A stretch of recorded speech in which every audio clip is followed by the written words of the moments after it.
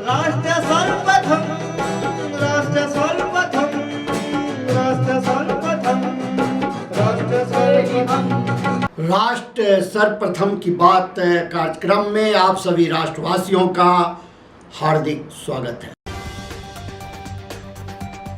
प्रधानमंत्री नरेंद्र मोदी ने रोजगार मेले के तहत हाल ही में भर्ती किए गए 1 लाख से अधिक कर्मियों को नियुक्ति पत्र वितरित किए।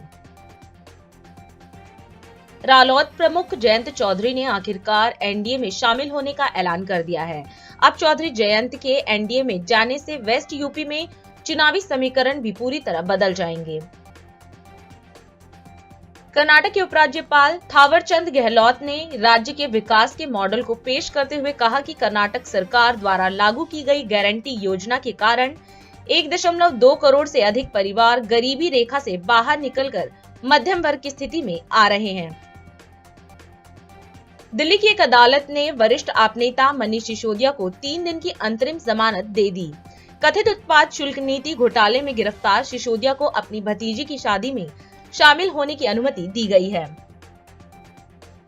मुख्यमंत्री योगी आदित्यनाथ 1 दिवसीय दौरे पर संबल पहुंचे। यहां उन्होंने एचोड़ा कम्बोह में प्रधानमंत्री नरेंद्र मोदी द्वारा आगामी 19 फरवरी को होने जा रहे श्री कल्की धाम के शिलान्यास कार्यक्रम की तैयारियों को परखा। इम्फाल हवाई अड्डे पर 1.99 करोड़ रुपए मूल्य के सोने के 19 बिस्किट जब्त किए गए।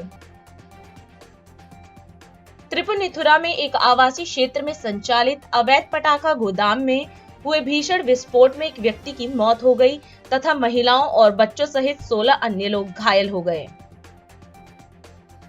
दिल्ली की ओर बढ़ रहे किसानों से बातचीत के लिए 3 केंद्रीय मंत्रियों का दल चंडीगढ़ पहुंच गया।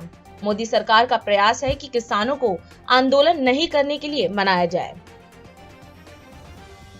भारतीय रिजर्व बैंक के गवर्नर ने पेटीएम पर हुई कार्रवाई पर अपनी प्रतिक्रिया दी। गवर्नर शक्तिकांत दास ने कहा कि भारत ने डिजिटल सार्वजनिक बुनियादी ढांचे को बढ़ावा देने में अग्रणी भूमिका निभाई है। दिल्ली की मंत्री आतिशी ने आरोप लगाया कि भाजपा के नेतृत्व वाले केंद्र ने आप सरकार की घर घर राशन वितरण योजना के कार्यान्वयन पर रोक लगा दी है। उन्होंने लोगों से संसद में अपने अधिकारों के लिए लड़ने के लिए लोकसभा चुनाव में उनकी पार्टी को वोट देने की भी अपील की।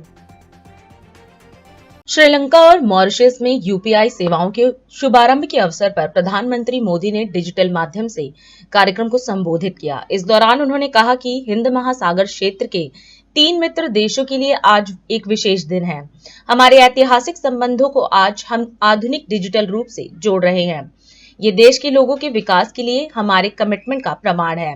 उन्होंने कहा कि फिनटेक कनेक्टिविटी के माध्यम से केवल क्रॉस बॉर्डर ट्रांजैक्शन को ही नहीं, क्रॉस बॉर्डर कनेक्शन को भी बल मिलेगा। आज इस महत्वपूर्ण समारोह से जुड़े सभी साथीगण इंडियन ओशन क्षेत्र के 3 मित्र देशों के लिए आज एक विशेष दिन है।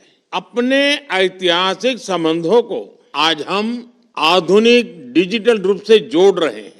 ये हमारे लोगों के विकास के लिए हमारे कमिटमेंट का प्रमाण है। फिनटेक कनेक्टिविटी के माध्यम से केवल क्रॉस बॉर्डर ट्रांजैक्शंस की ही नहीं, क्रॉस बॉर्डर कनेक्शन को भी बल मिलेगा। भारत का यूनिफाइड पेमेंट्स इंटरफेस यानी यूपीआई आज नया दायित्व निभा रहा है, uniting partners with India. Friends, Bharat में डिजिटल पब्लिक इंफ्रास्ट्रक्चर से एक क्रांतिकारी परिवर्तन आया है। हमारे छोटे से छोटे गांव में छोटे से छोटे व्यापारी भी डिजिटल पेमेंट्स कर रहे हैं, क्योंकि इसमें सुविधा के साथ साथ स्पीड भी है। पिछले वर्ष यूपीआई के माध्यम से रिकॉर्ड 100 बिलियन से ज्यादा ट्रांजैक्शन हुए हैं। इनका मूल्य 2 लाख करोड़ रुपए यानी 8 ट्रिलियन श्रीलंका रुपए और 1 ट्रिलियन मॉरिशस रुपए से जुड़ा है, ज्यादा है। जेम ट्रिनिटी यानी बैंक अकाउंट, आधार और मोबाइल फोन के माध्यम से हम लास्ट माइल डिलीवरी कर रहे हैं। इस सिस्टम से अब तक 34 लाख करोड़ रुपये यानी $400 बिलियन से अधिक सीधे लाभार्थियों के बैंक अकाउंट में जमा किए जा चुके हैं। कोविड महामारी के समय कोविन प्लेटफॉर्म के जरिए भारत में विश्व का सबसे बड़ा वैक्सीनेशन प्रोग्राम चलाया गया। टेक्नोलॉजी के उपयोग से ट्रांसपेरेंसी बढ़ रही है, भ्रष्टाचार खत्म हो रहा है, समाज में इंक्लूसिविटी बढ़ रही है और लोगों का सरकार में विश्वास बढ़ रहा है। फ्रेंड्स, भारत की नीति है नेबरहुड फर्स्ट। हमारा मैरीटाइम विजन है सागर।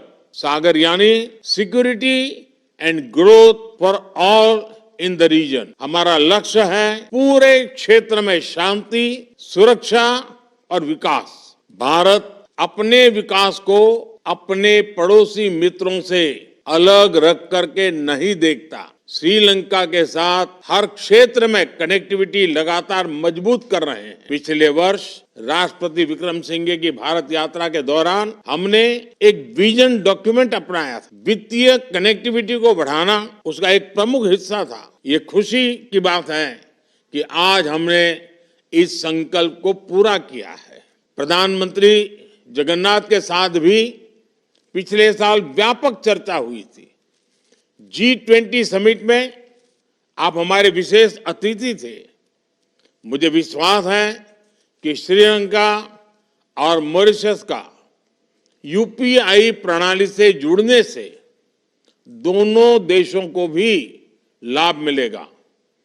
डिजिटल ट्रांसफॉर्मेशन की गति तेज होगी, स्थानीय अर्थव्यवस्थाओं में शानदार बदलाव होंगे, हमारे देशों के बीच टूरिज्म को बढ़ावा मिलेगा। मुझे विश्वास है कि भारतीय टूरिस्ट भी यूपीआई वाली डेस्टिनेशंस को प्रमुखता देंगे। श्रीलंका और मॉरिशस में रहने वाले भारतीय मूल के लोगों को और वहां पढ़ने वाले विद्यार्थियों को भी इसका विशेष लाभ होगा। मुझे खुशी है कि एशिया में नेपाल, भूटान, सिंगापुर और गल्फ में यूएई के बाद अब मॉरिशस से रुपे कार्ड की अफ्रीका में शुरुआत हो रही है। इससे मॉरिशस से भारत आने वाले लोगों को भी सुविधा होगी, हार्ड करेंसी खरीदने की जरूरत भी कम होगी। यूपीआई और रुपे कार्ड व्यवस्था से हमारी अपनी करेंसी में रियल टाइम कम खर्च पर और सुविधाजनक तरीके से भुगतान होगा। आने वाले समय में हम क्रॉस बॉर्डर रेमिटेंस यानी person to person P2P payment facility की तरफ बढ़ सकते हैं। एक्सेलेंसी, आज का यह लॉन्च ग्लोबल साउथ सहयोग की सफलता का प्रतीक है। उत्तर प्रदेश के मुख्यमंत्री योगी आदित्यनाथ ने मुजफ्फरनगर में विभिन्न योजनाओं के लाभार्थियों से संवाद एवं ग्राम परिक्रमा यात्रा का शुभारंभ किया। इस दौरान कार्यक्रम को संबोधित करते हुए सीएम ने कहा कि सुख तीरथ हमारा पवित्र धाम है। सीएम ने बताया कि 500 वर्षों का इंतजार करते हुए किसान अपने साथ राम नाम लेकर चलते थे। अब वह इंतजार समाप्त हो चुका है और अयोध्या धाम में श्री राम लला की प्राण प्रतिष्ठा हो चुकी है। वहीं उन्होंने डबल इंजन सरकार के वादों के विषय में चर्चा करते हुए कहा कि डबल इंजन सरकार ने सुरक्षा का वादा किया था और उसे पूरा किया है और प्रधानमंत्री के मार्गदर्शन में आत्मनिर्भर युवा राष्ट्र निर्माण में अपनी भागीदारी सुनिश्चित करते हुए विकसित भारत की यात्रा को सतत गति दे रहा है। आज जब सनातन हिंदू धर्म के पवित्र तीर्थ सुख तीर्थ में इस यात्रा का शुभारंभ हो रहा है, तो अवसर हमारे लिए अत्यंत अलौकिक है, अद्भुत है और अविस्मरणीय भी है। अलौकिक और अविस्मरणीय इसलिए 500 वर्षों का इंतजार करते हुए हमारे अन्नदाता किसान जिस संबोधन को अपने साथ सोते जागते उठते बैठते सुख में दुख में हर कार्यक्रम में अपने साथ लेकर के चलते थे कि राम राम या राम राम सा या राम राम जी का वो संबोधन का उस प्रभु राम लला के भव्य मंदिर के प्राण प्रतिष्ठा का कार्यक्रम आदरणीय प्रधानमंत्री जी के कर कमलों से 22 जनवरी को संपन्न हो चुका है। एक तरफ रामलला का भव्य आगमन और दूसरी तरफ किसानों के मसीहा चौधरी चरण सिंह जी को भारत रत्न का सम्मान प्रदान करना। और भाइयों बहनों, इस अवसर पर मैं आदरणीय प्रधानमंत्री जी और भारत सरकार का हृदय से आभार व्यक्त करता हूं कि इन सभी विभूतियों को भारत रत्न देकर के भारत ने आने वाली पीढ़ी के लिए रत्नों की श्रृंखला को खड़ा किया है, जिनसे प्रेरणा लेकर के हमारी पीढ़ी अपना आगे का मार्गदर्शन प्राप्त करेगी। आज जब यहां पर हम सुख तीर्थ में और भारतीय जनता पार्टी किसान मोर्चा इस ग्राम परिक्रमा यात्रा के साथ जुड़ी हुई है, भाइयों बहनों, हम सब इस बारे में जानते हैं। मैं जब यहां आता था, यहां के संत जन भी, जनप्रतिनिधिगण भी एक ही बात कहते थे कि सुख तीर्थ ये हमारा पवित्र धाम है। आज से नहीं, आज से 5000 वर्ष पहले भगवान वेदव्यास के पुत्र महाराज सुखदेव जी ने यहीं पे श्रीमद् भागवत महापुराण की पहली कथा यहां पर राजा परीक्षित को सुनाई थी। और ये कथा जन्म और जीवन दोनों को धन्य करती है। इसलिए इस धाम को कोटि कोटि नमन करते हुए जो वायदा किया था कि मां गंगा की धारा यहां से निकलेगी, वह धारा डबल इंजन सरकार ने पूरी की ना। बहनों और भाइयों, डबल इंजन की सरकार ने आपसे कहा था, सुरक्षा का वायदा किया था। 2017 के पहले इसी प्रदेश में दंगे होते थे और मुजफ्फरनगर का दंगा तो कौन नहीं जानता। तो ये दंगा मुक्त वातावरण बना रहे और सुख और समृद्धि का वातावरण बना रहे, इसी के लिए ग्राम परिक्रमा यात्रा का शुभारंभ करने के लिए आज भारतीय जनता पार्टी का नेतृत्व वर्ग आपके बीच में आया है। बहनों और भाइयों, हमने कहा था गन्ना किसानों के गन्ना मूल्य का भुगतान कराएंगे। आज मैं कह सकता हूं 2017 के पहले 17 में जब हम लोग आए थे, डबल इंजन की सरकार प्रदेश में आई थी, तब 7 वर्ष का गन्ना मूल्य का बकाया था, 2010 से लेकर के 2017 तक। और आज जब मैं फिर से सुख तीर्थ में आया हूं तो गत वर्ष का 99.09% गन्ना मूल्य का भुगतान किया जा चुका है। 99.09% गन्ना मूल्य का भुगतान किया जा चुका है। और नए सत्र में भी 119 चीनी मिलों में से 105 चीनी मिलें ऐसी हैं जो 10 दिन से कम समय में गन्ना मूल्य का भुगतान कर दे रही हैं।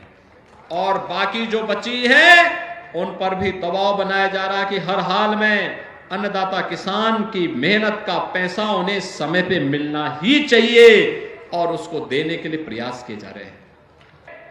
देश के अंदर गरीबों के लिए, वंचितों के लिए, महिलाओं के लिए और युवाओं के लिए बनी हुई योजनाओं को भी हम आम जन तक पहुंचा करके मोदी जी के नेतृत्व में तीसरी बार फिर से भारतीय जनता पार्टी की सरकार को देश के अंदर बनाने का कार्य हमारा अन्नदाता किसान करेगा। इस विश्वास के साथ मैं भारतीय जनता पार्टी किसान मोर्चा को, उनके राष्ट्रीय अध्यक्ष को, प्रदेश अध्यक्ष को, उनकी पूरी टीम को हृदय से इस यात्रा की बधाई देता हूं, शुभकामनाएं देता हूं और विश्वास व्यक्त करता हूं कि यात्रा पूरे प्रदेश के अंदर, पूरे देश के अंदर प्रत्येक अन्नदाता किसान तक पहुंच करके डबल इंजन सरकार की योजनाओं को अन्नदाता किसानों तक पहुंचाने और उनके महत्वपूर्ण सुझावों को लेने का कार्य करेगी। इस पूरी यात्रा के प्रति मेरी शुभकामनाएं। धन्यवाद। जय हिंद, जय जय श्री राम। एआईसीसी मुख्यालय में सुप्रिया श्रीनेत ने एक प्रेस वार्ता को संबोधित किया। इस दौरान कांग्रेस प्रवक्ता सुप्रिया श्रीनेत ने बढ़ती महंगाई और बेरोजगारी पर चर्चा करते हुए कहा कि भाजपा सरकार में जीडीपी विकास दर 6% से नीचे आ गई है। लोगों की आय घटी, उपभोग घटा, बेरोजगारी बढ़ी, निवेश घटा, महंगाई बढ़ी और बचत खत्म हो गई। देश पर कर्ज बढ़ा, रुपया घटा। श्रीनेत ने इसे चिंता का विषय बताया। पिछले 4-5 दिन से अर्थव्यवस्था को लेकर बड़े जोर शोर से चर्चा है।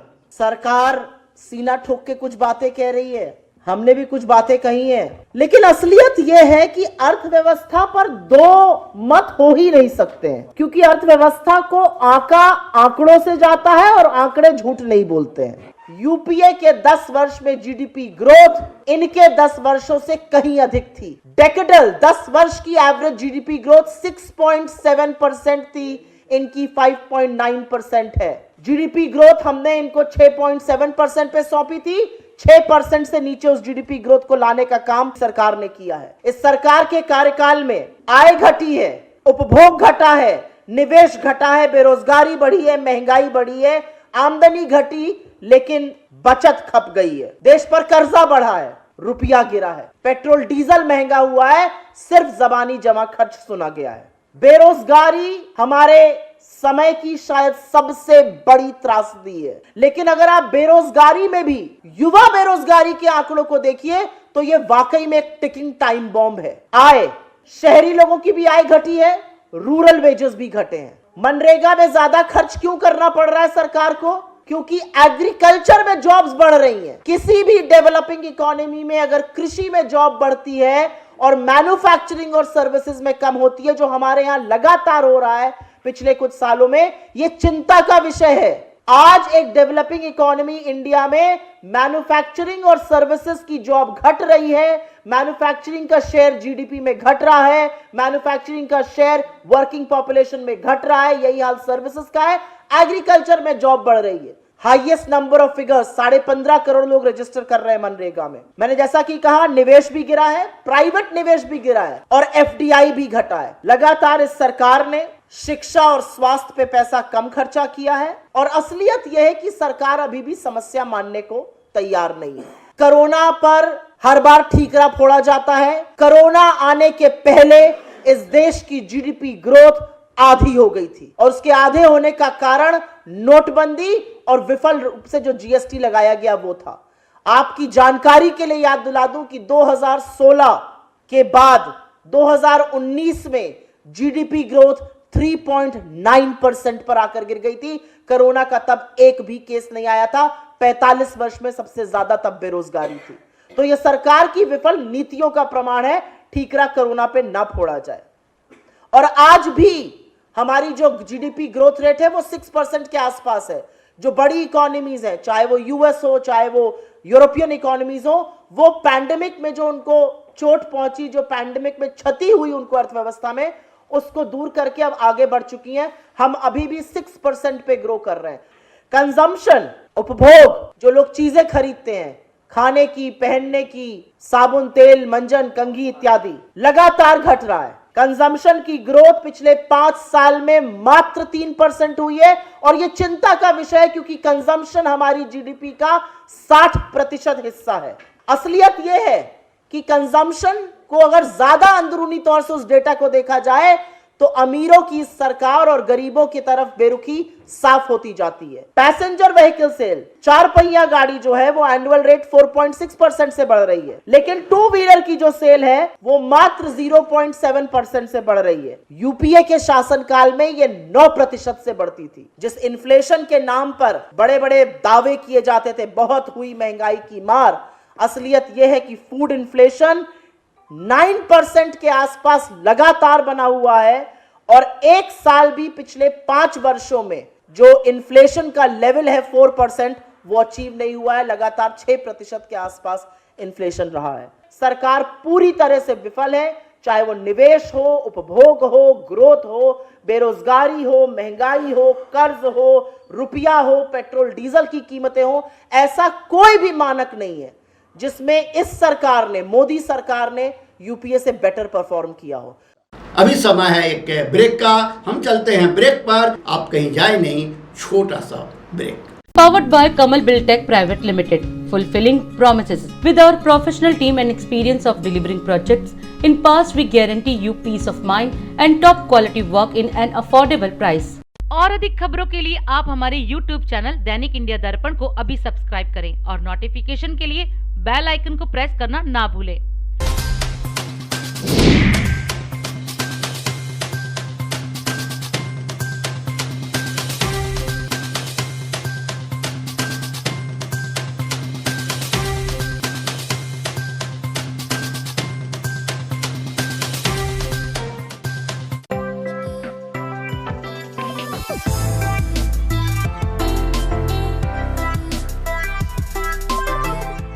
राष्ट्र सर्वप्रथम की बात कार्यक्रम में ब्रेक के बाद एक बार फिर आप सभी राष्ट्रवासियों का स्वागत है। हरिद्वार में नारी शक्ति महोत्सव कार्यक्रम का आयोजन किया गया। इस अवसर पर उत्तराखंड के मुख्यमंत्री पुष्कर सिंह धामी भी कार्यक्रम में मौजूद रहे। इस दौरान सीएम धामी ने कार्यक्रम को संबोधित किया और कहा कि आज 1168 करोड़ रुपए की लागत की 158 विकास योजनाओं का लोकार्पण व शिलान्यास हुआ है। उन्होंने कहा कि इन योजनाओं से कई क्षेत्रों को सीवरेज सहित पेयजल, पार्किंग आदि की समस्या से निजात मिलेगी। यहाँ पर आए हुए सभी ब्लॉकों से हमारे सभी ब्लॉक प्रमुख, सभी जिला पंचायत के सदस्य, सभी ग्राम प्रधानगण, सभी जनप्रतिनिधिगण और बड़ी संख्या में आज हजारों हजार की संख्या में आई हुई हमारी सभी माताएं, बहनें, मेरे सभी नौजवान साथियों, उपस्थित मीडिया के मित्रों, मैं सबसे पहले तो आप सबका इतनी बड़ी संख्या में यहाँ पधारने पर हम सबका उत्साहवर्धन करने के लिए, अपना आशीर्वाद देने के लिए आई हुई अपनी मातृशक्ति को मैं प्रणाम करता हूं कि आज हमको ये मातृशक्ति महोत्सव मां गंगा के तट पर आप सबके बीच में आने का सौभाग्य प्राप्त हुआ। आज के इस कार्यक्रम में बहुत सारी योजनाओं का आज यहाँ लोकार्पण हुआ है, शिलान्यास हुआ है, जिसमें 1168 करोड़ रुपए की लागत से 158 विकास योजनाओं का लोकार्पण और शिलान्यास किया गया है, जिससे राज्य सरकार द्वारा शहरी क्षेत्र की संपूर्ण जो सीवरेज व्यवस्था के सुधारीकरण के लिए जर्मन बैंक की मदद से 523 करोड़ की स्वीकृति परियोजना का ग्रामीण एवं नगरीय क्षेत्रों में पेयजल व्यवस्था, पर्यटक स्थलों के विकास, पार्किंग व्यवस्था सहित अन्य कार्यों का आज यहाँ पर शिलान्यास किया गया है। इन योजनाओं से जहाँ हरिपुर कला, भूपतवाला, भीमगौड़ा, हरकी पैड़ी, मायापुर, कनखल, ऋषिकुल, ज्वालापुर, आवास विकास कॉलोनी, गोविंदपुरी, जगजीतपुर सहित अन्य क्षेत्रों को सीवरेज सहित पेयजल, पार्किंग आदि की जो समस्या है, उस समस्या से इन योजनाओं के पूरा होने पर निजात मिलेगी, लोगों को सुविधा होगी। भाइयों बहनों, आज जिन योजनाओं का भी यहाँ पर आप सबके समक्ष लोकार्पण और शिलान्यास किया गया है, वो हमारी मातृशक्ति का ही प्रतिफल है। आज इस अवसर पर यह भी कहना चाहता हूँ कि आपकी जो अपेक्षाएं हैं, आपकी जो आकांक्षाएं हैं, उन आकांक्षाओं के लिए, उन अपेक्षाओं के लिए हम संपूर्ण मनोयोग से, पूरे क्षमता और जितनी हमारे अंदर ताकत है, उस ताकत से काम करेंगे। हम उस संस्कृति के साधक हैं जहां पुरुष की परिकल्पना हमारी नारी के बिना पूर्ण नहीं मानी जाती है। हमारे यहाँ जहां एक और अर्ध नारीश्वर की पूजा की जाती है, वहीं माँ जगदम्बा को इस सृष्टि का मूल माना जाता है। इस बात से कोई इनकार नहीं कर सकता कि किसी समाज या किसी राज्य की जो रीढ़ है, उसकी सशक्त मातृशक्ति है, सशक्त महिलाएं हैं। अगर किसी राज्य की नारी शक्ति प्रगति कर रही है तो राज्य का विकास सुनिश्चित है, उसको कोई शक्ति रोक नहीं सकती है। वो राज्य आगे बढ़ेगा, वो देश भी आगे बढ़ेगा। हम सभी जानते हैं कि प्रारंभ से ही हमारे प्रदेश के निर्माण में जब उत्तराखंड राज्य बना है, उस राज्य के निर्माण में हमारी जो मातृशक्ति है, उसका बहुत बड़ा योगदान है। मातृशक्ति यहाँ बहुत संघर्ष भी करती है। एक और जहाँ हमारी मातृशक्ति ने पूरे प्रदेश के अंदर विपरीत परिस्थितियों में जीना सिखाया है, जूझना सिखाया है, वहीं दूसरी ओर हर परिस्थिति में उनको जीतना भी सिखाया है, उनको आगे बढ़ना भी सिखाया है। हम कह सकते हैं आज जितने सारे उद्यम हमारी मातृशक्ति कर रही है, वो वास्तव में हम सब लोगों के लिए एक उदाहरण है, भविष्य में आगे बढ़ने के लिए प्रेरणा है। हम इस बात से इनकार नहीं कर सकते कि राष्ट्र निर्माण में पुरुषों के साथ कंधे से कंधा मिलाकर हमारी मातृशक्ति हर क्षेत्र में आज महत्वपूर्ण भूमिकाएं निभा रही हैं। आप दिल्ली प्रदेश संयोजक गोपाल राय ने किसानों के मुद्दे को लेकर एक प्रेस वार्ता को संबोधित किया। इस दौरान उन्होंने कहा कि भारत कृषि प्रधान देश है। तपती धूप, कड़कड़ाती ठंड, बारिश में किसान अन्नदाता देश का पेट भरते हैं। आप मंत्री ने कहा कि सरकार द्वारा किसानों को एमएसपी की दी हुई गारंटी को पूरा नहीं किए जाने को लेकर किसान शांतिपूर्वक प्रदर्शन करना चाहते हैं। गोपाल राय ने केंद्र सरकार से मांग की कि किसानों को दिल्ली आने की अनुमति दी जानी चाहिए। हमारा देश भारत कृषि प्रधान देश कहा जाता है। भारत के किसान तपती धूप में, कड़कड़ाती ठंड में, बारिश में अपना खून पसीना बहा करके अन्न पैदा करते हैं और भारत के गांव के पटवारी से लेकर के और देश के प्रधानमंत्री तक का पेट भरने का काम करते हैं। देश के हर बच्चे, बूढ़े, जवान, स्त्री, पुरुष, महिला, हर जाति, धर्म, क्षेत्र, भाषा, प्रांत के लोगों के पेट भरने का काम किसान करते हैं। लेकिन आज जिस तरह से 13 तारीख को किसानों ने दिल्ली मार्च का ऐलान किया है और उसे रोकने के लिए भारतीय जनता पार्टी की केंद्र सरकार किसानों को रोकने के लिए वो सारे हथकंडे अपना रही है जो आज गुलामी के दौर की याद दिला रहे हैं। किसान शांतिपूर्वक इस देश की राजधानी दिल्ली में आना चाहते हैं और उनको रोकने के लिए सड़कों को बैरिकेड किया गया है। कि क्या पंजाब के किसान भारत के किसान नहीं है? क्या उनकी राजधानी दिल्ली नहीं है? क्या हरियाणा के किसानों की राजधानी दिल्ली नहीं है? क्या उत्तर प्रदेश के किसानों की राजधानी दिल्ली नहीं है? क्या राजस्थान के किसानों की राजधानी दिल्ली नहीं है? कि आज किसानों को दिल्ली आने से रोकने के लिए सारी हदों को सरकार पार कर रही है। देश को याद है कि पिछली बार जब किसानों ने तीनों काले कानून के खिलाफ दिल्ली जब कूच किया था, बॉर्डर पे उनको रोका गया था, 1 साल से ज्यादा आंदोलन चला था। सर्दियों में किसान ठुठरे थे सड़कों के ऊपर, गर्मियों को झेला था, बरसात की बौछारों को लोगों ने बर्दाश्त किया था, लेकिन किसान हिले नहीं थे। सरकार को झुकना पड़ा था और उसी समय यह वादा किया था कि किसानों को एमएसपी की गारंटी की जाएगी। साल, महीना दर महीना साल गुजर गया, पार्लियामेंट के आखिरी सेशन की समाप्ति हो गई, अंतरिम बजट पास हो चुका और किसान अब भी टकटकी लगाए देख रहे हैं कि क्या एमएसपी की गारंटी का कानून आएगा या नहीं आएगा। जब पिछली बार आंदोलन हुआ था, स्वयं देश के प्रधानमंत्री माननीय नरेंद्र मोदी जी ने कहा था कि हम ये तीनों काला कानून जो है उसको वापस ले रहे हैं और किसानों को एमएसपी की जो बात उठी थी उसके लिए कमेटी बनाने की बात हुई थी। आज तक कमेटी ने क्या किया इस पर बोलने को तैयार नहीं है। किसानों के पास रास्ता क्या है? और किसान अगर शांतिपूर्वक तरीके से अपनी मांग को रखने के लिए अपनी ही देश की राजधानी में आना चाहता है, आप उसका पासपोर्ट जब्त कर लेंगे, आप उसका बैंक अकाउंट जब्त कर लेंगे, आप उसके प्रॉपर्टी के कागज जब्त कर लेंगे, आप उसको ट्रैक्टर को जब्त कर लेंगे। आज भारतीय जनता पार्टी की सरकार सारी हदों को पार करके शांतिपूर्व लोकतांत्रिक तरीके से अपनी आवाज उठाने के लिए मजबूर किसान है। 700 से ज्यादा किसानों की मौत हुई किसान आंदोलन में, आज तक मुआवजा नहीं दिया गया।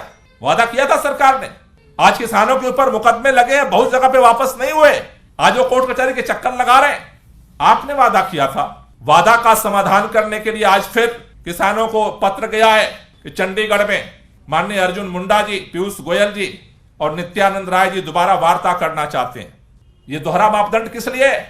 आज किसान मजबूर होकर के बाहर निकला है। मेरी केंद्र सरकार से यही मांग है कि आप आज वार्ता के लिए बुलाए हैं कि जितने तरह के आपने ये पाबंदियां लगाई हैं इन सबको तुरंत वापस करिए, खुले मन से किसानों से वार्ता करिए और उसका समाधान करिए। आज पूरा देश यही चाहता है। और अधिक खबरों के लिए आप हमारे YouTube चैनल दैनिक इंडिया दर्पण को अभी सब्सक्राइब करें और नोटिफिकेशन के लिए बेल आइकन को प्रेस करना ना भूलें।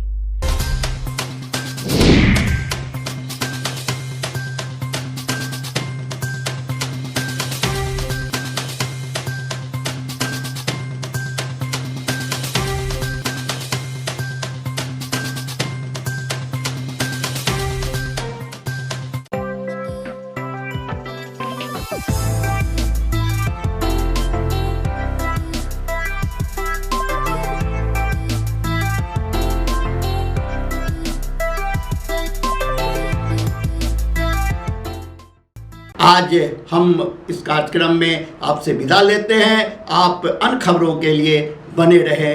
राष्ट्र सर्वप्रथम, वंदे मातरम, जाग उठा है भारत। राष्ट्र सर्वप्रथम, राष्ट्र सर्वप्रथम, राष्ट्र सर्वप्रथम, राष्ट्र सर्वप्रथम।